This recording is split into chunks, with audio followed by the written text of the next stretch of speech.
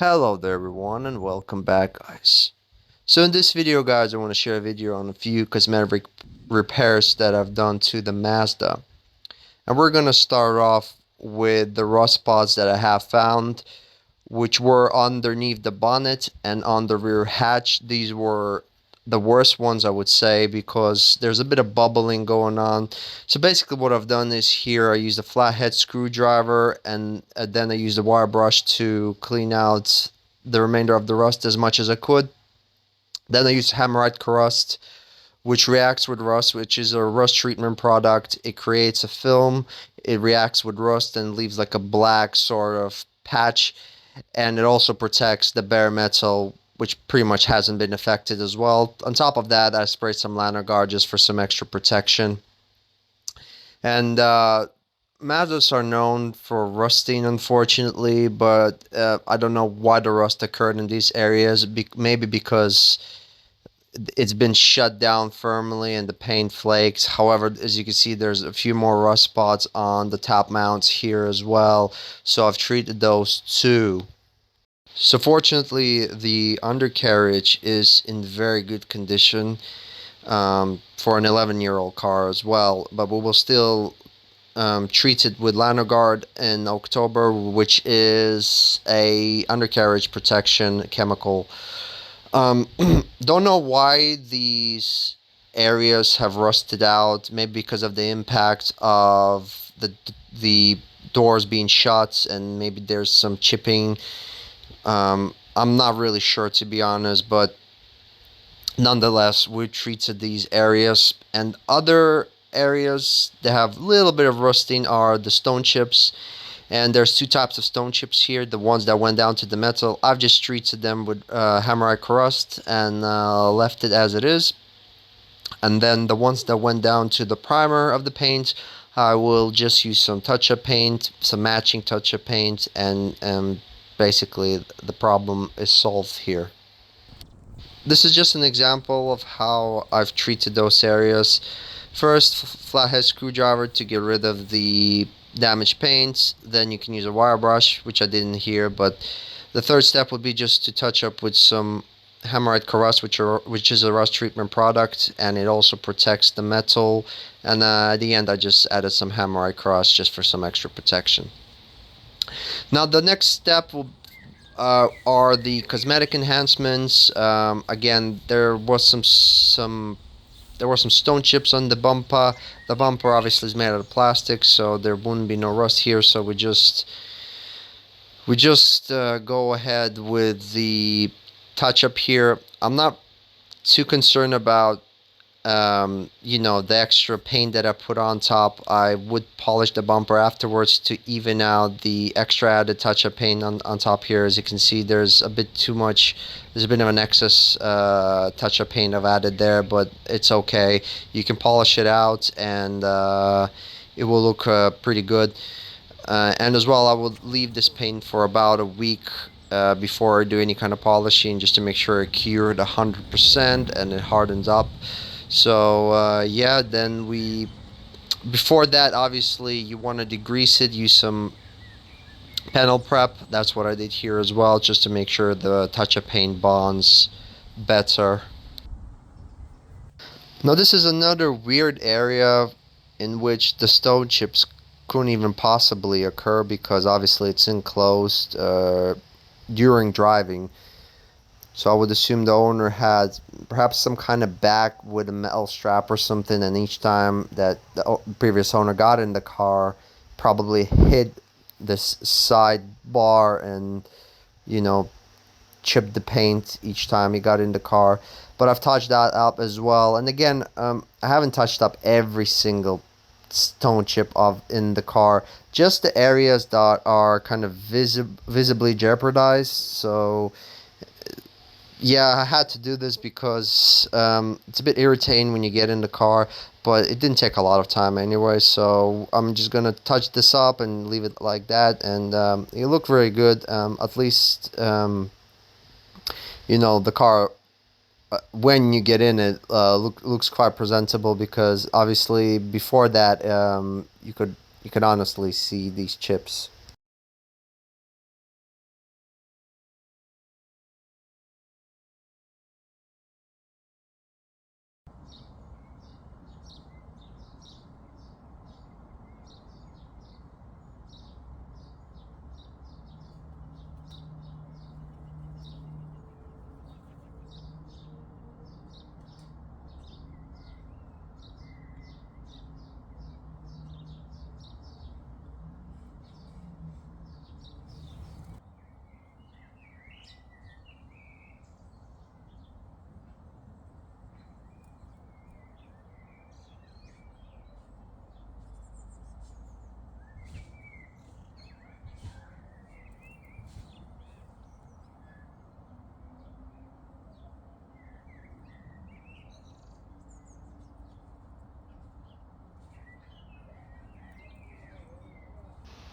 So now that the first two steps are out of the way, which is rust treatment and paint touch-up, we're gonna do some polishing. And the first thing that I've polished are the headlights. They are in quite good condition for the age, but there was some haziness on the top of the headlight, and I managed to get it to a level which is good for me. I'm pretty happy with the results. I'm not seeking perfection here because, again, this is an 11-year-old car. My goal here is just to make it look presentable and then add some protection on top of it and maintain them well. I've used a 2-in-1 headlight polish and protection from Turtle Wax. But down the line, I did add some Fuso Coat that I will show you later on in the video.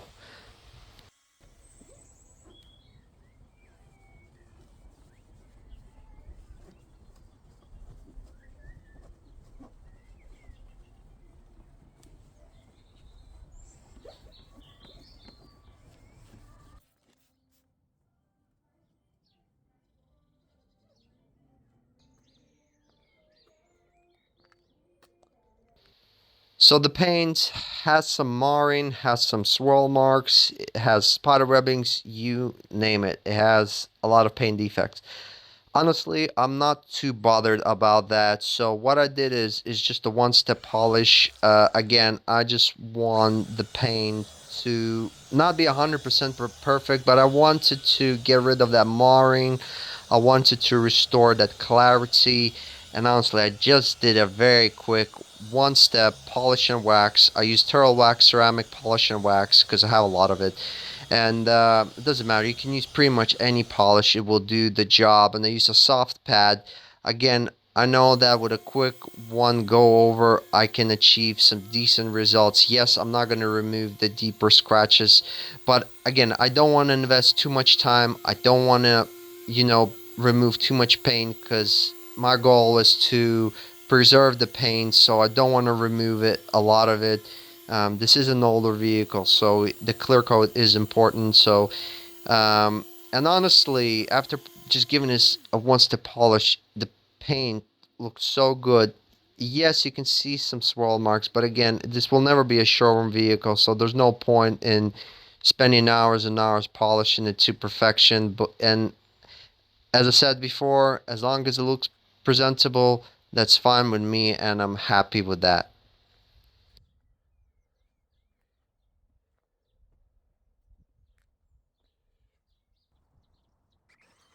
So I have owned this car for 2 months now, and all these jobs that I've shown you have been done within those 2 months. My number one priority is the rust treatment.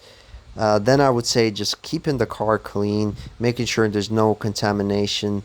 Then I would say paint touch up and polishing just to give the car the shine that it deserves.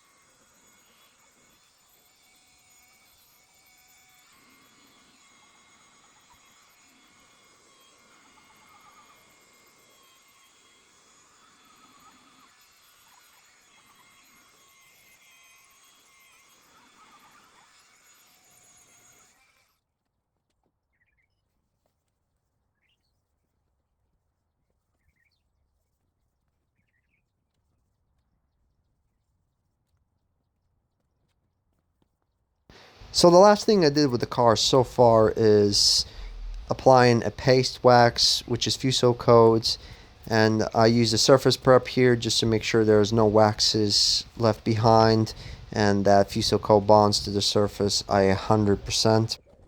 This will improve the clarity of the paint even further.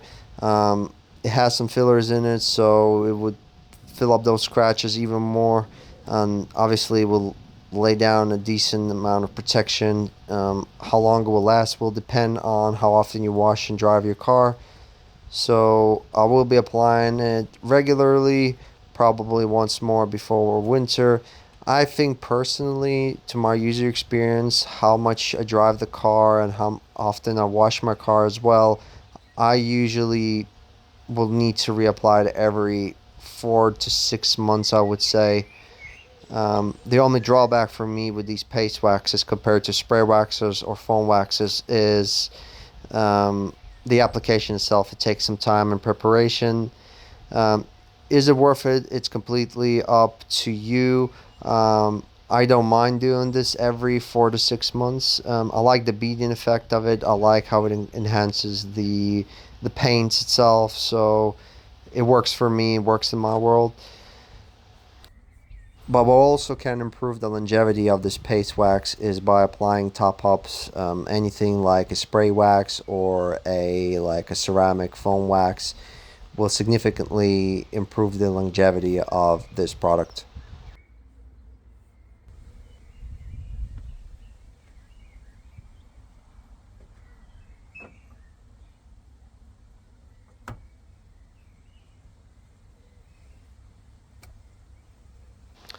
So these are the final result, guys. There will be more videos to come with this Mazda, but so far I have done the majority of the work that I want to do with this car. But there will be more videos to come, and there will be more cosmetic enhancements, or perhaps even mechanical ones. You never know. But thank you everyone for watching the video. Please like and subscribe, and I'll catch you in my next video.